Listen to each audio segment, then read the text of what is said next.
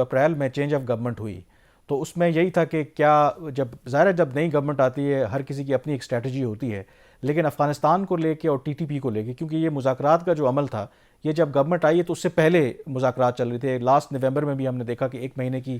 Cease fire ہوئی تھی، اس کے بعد بھی پھر چیزیں چلتی رہیں. تو یہ جب گورنمنٹ آئی تو اس وقت بھی پتہ چلا کہ جی ایک انڈیفینٹ سیز فائر کا اعلان ہو گیا ہے. پھر یہ سوالات اٹھے کہ کیا اس میں سویلین گورنمنٹ شامل ہے.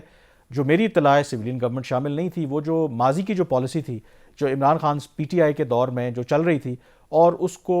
پالیسی کو جو سپیئر ہیڈ کر رہی تھی وہ آپ کی سیکیورٹی اسٹیبلشمنٹ ہی کر رہی تھی. سویلین جو گورنمنٹ ہے ان کا ان پٹ جو ہے وہ نہ ہونے کے برابر ہے، اور چینج آف گورنمنٹ کے بعد بھی وہ پالیسی جو ہے وہ کنٹینیو رہی ہے. اور اس گورنمنٹ کا آپ ان کی نالائکی کہہ لیں کہ اگر یہ چاہتے تھے، کیونکہ میں نے جیسے آپ سے کہا کہ شروع میں ہی جب یہ وزیر خارجہ بنے تو کچھ جو صحافیوں سے ان کی ملاقات ہوئی تھی تو اس میں انہوں نے اس بات کا اظہار کیا تھا کہ یہ جو ہماری پالیسی ہے افغان طالبان کو لے کر کے اور ٹی ٹی پی کو لے کر کے بھی یہ ٹھیک نہیں ہے. تو اس کا مطلب یہ ہے کہ اگر وہ چاہتے بھی تھے تو اس پالیسی کو وہ ریورس نہیں کروا سکے. اور اب جب وہ اس بات کا اعتراف کر رہے ہیں کہ ہماری یہ پالیسی غلط ہے، اور وہ یہ نہیں کہہ رہے کہ کیا بلکہ ان کو ایڈمٹ کرنا چاہیے، اگر یا تو وہ یہ کہہ نہیں سکتے کہ یہ اس گورنمنٹ کی پالیسی تو ہے ہی نہیں، کیونکہ یہ تو پالیسی جو ریاست پاکستان کی یا سیکیورٹی اسٹیبلشمنٹ کی ہے وہی پالیسی چلتی آ رہی تھی. تو اگر تو یہ مسئلہ ہے تو پھر آئی تھنک ہمیں ڈرائنگ بورڈ پہ دوبارہ بیٹھنا چاہیے اور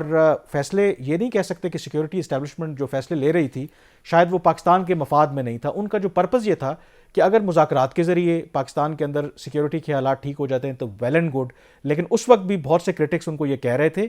کہ یہ نہ کریں، کہ ماضی کے تجربات ہمارے اچھے نہیں رہے. لیکن اب اگر یہ ہمارا ایک فیصلہ غلط ثابت ہو رہا ہے تو کوئی حرج نہیں ہے کہ دوبارہ آپ ٹیبل پہ بیٹھیں